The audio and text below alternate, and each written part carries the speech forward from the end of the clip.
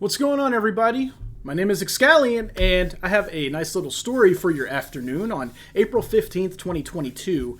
I say juicy little story. This isn't exactly new news or anything like that. Everybody is pretty aware of Elon Musk and his venture into Twitter. Something that he's clearly very passionate about. On April 4th, 2022, that would be last Monday, Elon purchased a 9.2 stake in Twitter, becoming essentially the largest shareholder in the company, at least single shareholder, right? And it was a big deal at the time.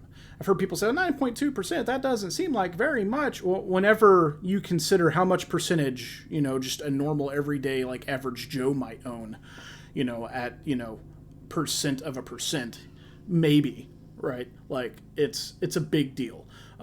And this has been pretty huge. And people thought that he was going to attempt to join the board of directors, and that didn't really pan out. And this was all going on yesterday, the 14th or so. It was brought to everyone's attention that he basically told Twitter to F off. It told them that, no, I don't want to join your board of directors.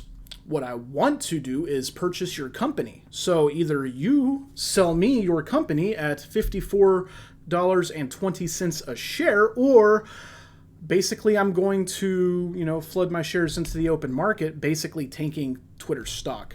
And that's not really a threat. He backed it up by saying that it's a smart thing to do. As an investor in a company, that's a smart thing to do because this company is not going anywhere doing what they're doing. He's got logic to back all of this up. Well, Twitter has responded, and this is what we have here today. Via Jack Posobiec, he shared this on Twitter. Unusual Wells posted, breaking, Twitter announced that its board of directors have unanimously adopted a limited duration shareholder rights plan. The quote-unquote rights plan. The rights plan is intended to enable all shareholders to realize the full value of their investment in Twitter. And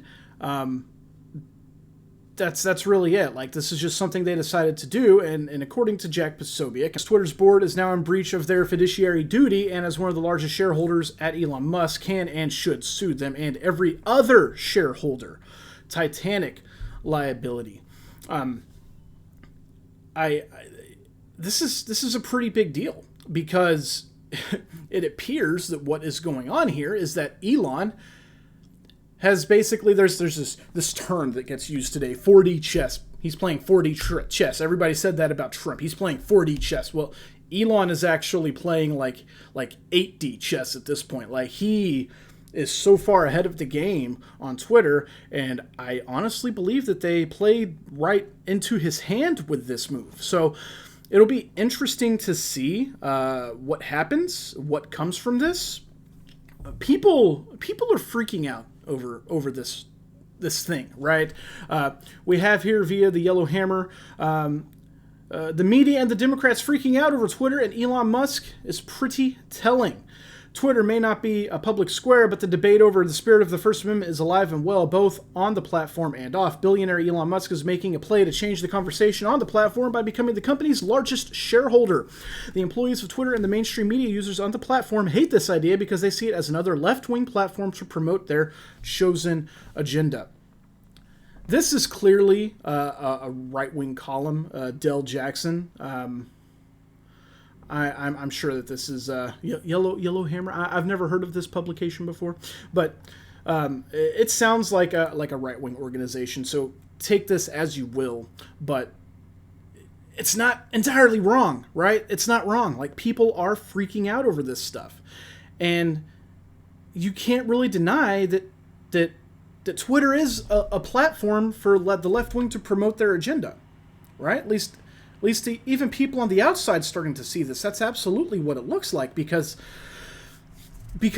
so many right-wingers have either been kicked off the platform or threatened with getting kicked off the platform because they post things that at the time maybe they're not facts, but just as the narrative usually goes, the difference between not the truth and the truth is about 4 weeks, right? Like, that seems to be the case. it it seems like every time something happens, the Biden laptop scandal, Russiagate, even UC Smollett, like it keeps coming out that this stuff is actually people aren't wrong. Like there's actually it's not a conspiracy if it's correct. It's not a conspiracy if it actually happened, right?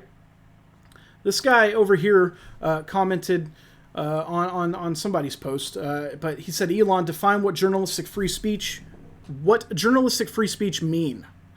Give us a concrete example of where Twitter has failed and where you would do things differently. And I didn't understand that. I'm like, okay, so you said define what journalistic free speech is. What I don't know what that is.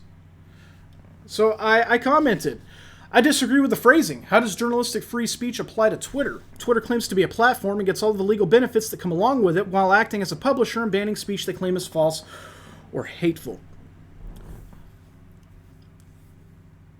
This stuff it's gotten out of hand, right? At some point in time, somebody's got to do something. And that's what Elon Musk is doing, right? He's doing something about this. Say what you will. He's putting his money where his mouth is. And there's not a whole lot of people today willing to do that. So I see this stuff. I saw this thing yesterday where they said that, he was like the Tony Stark of our world, of the real world, right? But now he's transitioning into some evil genius, some evil dictator. No, he's not. He's using his money the way he wants to use it to fix the world. Look, I'm not saying that there's not things out there that are said that aren't wrong, right? But there's a difference between free speech and whatever journalistic free speech is, right? So it's kind of frustrating. It's going to be crazy to see where this all goes from here. Jack Posobiec is a great person to follow. He tends to understand and know these things. If you have any questions or anything like that, you can always check out his content. I'm sure we'll be seeing some other stuff. Another person that knows a lot about these stocks and shares is, El Presidente, Barstool Sports. Go check them out. And as always, there's Timcast, their crew. They do a good job of explaining all of this stuff. This is just something like, I got up this morning, started cleaning house, and then I see my phone's blowing up and it's people talking about this right here. So, yeah, kind of a big deal, I think. But, all in all, I think that's going to do it for this video, guys. Don't forget to subscribe, like the video if you dig it. I'm going to continue to keep doing content like this. I love it so far. It's only my second video here, but we're going to keep it going. So I appreciate you for checking out the video, and Godspeed, my friends.